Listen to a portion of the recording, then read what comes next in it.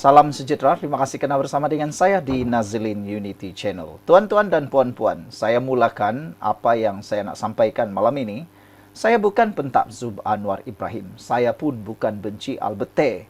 Tapi ada sesuatu yang sedang berlaku kepada Alberte. Seorang yang diangkat seakan-akan jadi tokoh sekarang, rupa-rupanya sedang menempa bala. Bagi saya, Alberte sedang menempa bala apabila beliau melibatkan diri di dalam dunia politik yang bukan bidang beliau.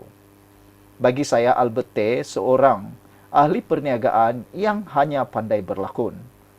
Sebelum ini, saya hampir-hampir percaya apa yang Alberte cakap tentang skandal rasuah di Sabah. Mungkin ada, tapi sekarang ini yang menjadi persoalan saya ialah siapa di belakang Alberte. Coba fikirkan tuan-tuan dan puan-puan sekalian. Kalau selama ini dalam skandal rasuah di Sabah, saya terfikir Alberte hanya menuntut hak beliau untuk mendapatkan uangnya semula selepas beliau gagal mendapatkan sambungan konsesi ataupun lesen perlombongan di Sabah. Saya sangka mungkin dia hanya mahu hak. Saya sangka beliau hanya berjuang untuk hak. Tapi rupa-rupanya sejak beliau mendedahkan video terkini berkait dengan konspirasi kononnya setiausaha politik Anwar Ibrahim terlibat rasuah, turut menerima 600.000 rasuah, dan satu video yang paling membuatkan beliau menempa bala ataupun terperangkap pada langkah sendiri ialah apabila ada satu video memaparkan seorang wanita sedang bercakap, sedang mengumpat, sedang memburuk-burukkan Anwar Ibrahim. Tuan-tuan dan puan-puan sekalian, mengapa kita kata Alberte sedang menempa bala? Beliau boleh kita anggap sebagai penipu paling mahakayangan. Alberte sedang berlakon. Kenapa? Coba bayangkan begini tuan-tuan dan puan-puan sekalian. Fikirkan secara logik dan rasional. Saya kata tadi saya bukan pentakzub Anwar Ibrahim. Saya pun tidak benci dengan Alberte. Jadi jom kita fikir secara logik. Kalau sebelum ini di Sabah, mungkin Alberte menuntut hak. Tapi sekarang ini di saat pilihan raya Sabah sedang memuncak, tiba-tiba pula ada satu video yang beliau mau paparkan. Sebelum ini dalam sebelum PRN Sabah, dia berani memaparkan tanpa bantuan sesiapa. Tapi tiba-tiba kali ini pula, dia datang jumpa dengan Tun Mahathir dan minta nasihat, pendapat, dan bantuan Tun Mahathir pula. Disinilah mulanya satu drama yang kita semula tidak boleh percayai. Alberte lupa. Setiap kali orang melibatkan Tun Mahathir, orang akan mula terfikir, apa plot yang seterusnya? Apakah plot yang seterusnya yang dimainkan oleh Alberte? Fikirkan logik tuan-tuan dan puan-puan sekalian. Pertama sekali, siapa yang mendanai berjuta-juta ringgit terhadap Alberte dalam kes rasuah di Sabah? Kali ini 600.000 ringgit. Dari siapa duit itu? Tuan-tuan dan puan-puan sekalian, Tun Mahathir kena berhati-hati dengan penyangak seperti Alberte ini. Silap-silap hari bulan, Tun Mahathir juga boleh diperangkap oleh lelaki ini. Kerana kalau sebelum ini, semua adun ahli Dewan Undangan Negeri Sabah pun terperangkap dengan rakaman video itu, bagaimana pula dengan Tun? Jangan-jangan ada lagi video lain yang turut membabitkan ahli politik yang lain. Saya tidak dapat menolak perkara itu. Dan kemuncak kepada pemikiran logik kita ini ialah, bayangkan, perempuan yang dirakam yang menyatakan tentang kononnya ada hubung kait rasuah ataupun ada hubung kait rakaman video di Sabah dengan Anwar Ibrahim didedahkan oleh wanita itu. Menjadi pertanyaan kita sekarang, kenapa baru sekarang direkam video itu? Fikir-fikir. Betul fikir logik. Jangan Anda termakan begitu saja tentang fakta-faktanya. Saya sudah kata tadi, jangan kita jadi pentaksub orang, tapi kita kena berfikiran rasional dan waras.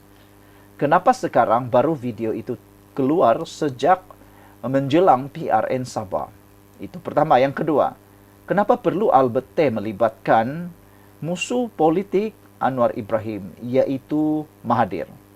Kenapa tidak dia buat tindakan sebelum ini, seperti sebelum ini di Sabah? Terus datang dan dedah maklumat itu kepada media dan juga SPRM. Video itu hanya ditimbulkan selepas berjumpa dengan Tun Mahathir.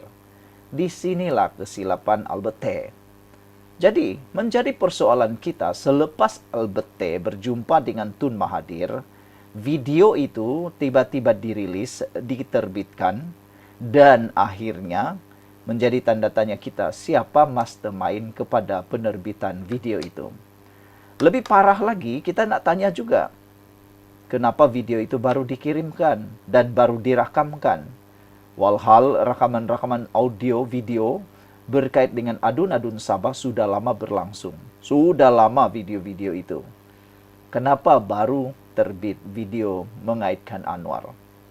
Lagi memelikkan kita ialah, siapa yang suruh wanita itu direkam? Haha, yang ini paling hebat. Tuan-tuan dan puan-puan sekalian, kalau menurut wanita itu, yang mengarahkan merakam video-video GRS itu di Sabah itu adalah ada kaitan dengan Anwar. Sekarang ini, siapa yang suruh Albert T rakam wanita itu? Di sini pertanyaannya, tuan-tuan dan puan-puan. Coba pikir logiklah kan. Pikir sekarang, siapa yang suruh Albert T rakam perempuan itu pula? Takkanlah itu pun diarah juga oleh Anwar Ibrahim. Takkanlah itu pula didedahkan juga. Sekarang, siapa yang merancang, merakam wanita itu? Semua ini menjadi lebih jelas sudah. Nampaknya ada satu konspirasi sangat terancang untuk benar-benar mahu menjatuhkan Anwar Ibrahim, Perdana Menteri Malaysia. Tuan-tuan dan puan-puan sekalian, disinilah mereka mahu menggoncang kestabilan negara kita. Bagi saya, Albert T ini adalah seorang pendedah maklumat yang tidak berguna. Kalau betul dia hebat, dia buat apa jumpa dengan Tun Mahathir? Pergi jumpa aja lah terus SPRM kan, dedah maklumat tu.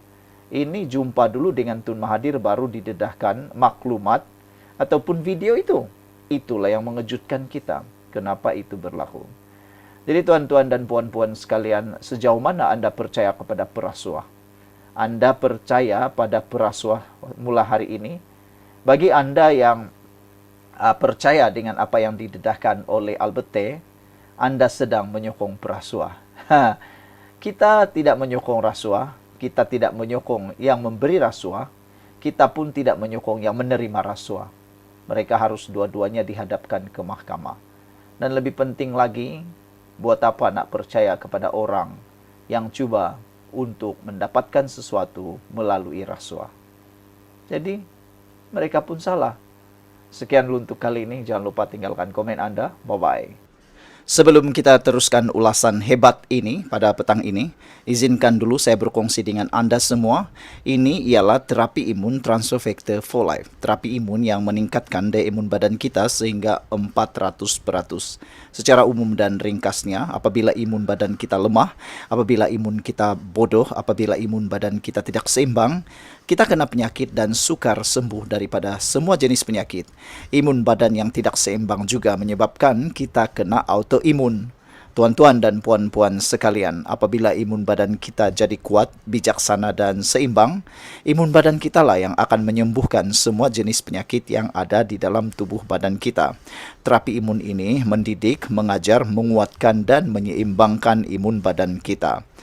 Sebelum ini, apabila imun badan kita jadi lemah, bodoh dan tidak seimbang, imun badan kita gagal untuk menghapuskan semua akar penyakit yang bertumbuh di dalam tubuh badan kita. Apabila imun badan kita lemah, akar penyakit akan tetap bertumbuh, berakar dan bersarang di dalam tubuh badan kita. Jawaban kepada kesehatan yang optimum ialah peningkatan daya imun badan, penyeimbangan daya imun badan, dan menjadikan imun badan kita bijaksana. Apabila imun badan kita jadi bijaksana, maka kita sehat. Cepat dapatkan produk hebat ini melalui nomor telepon saya yang tertera. Produk ini lulus KKM, halal dan diperakui oleh dokter-dokter di seluruh dunia. Tuan-tuan dan puan-puan, ini mungkin jalan penyelesaian kepada masalah Anda yang Tuhan hantar kepada Anda semua. Mungkin Anda sudah berdoa bertahun-tahun untuk masalah kesehatan Anda, dan ini jawaban yang Tuhan hantar untuk Anda semua. Jom kita sambung berpolitik lagi.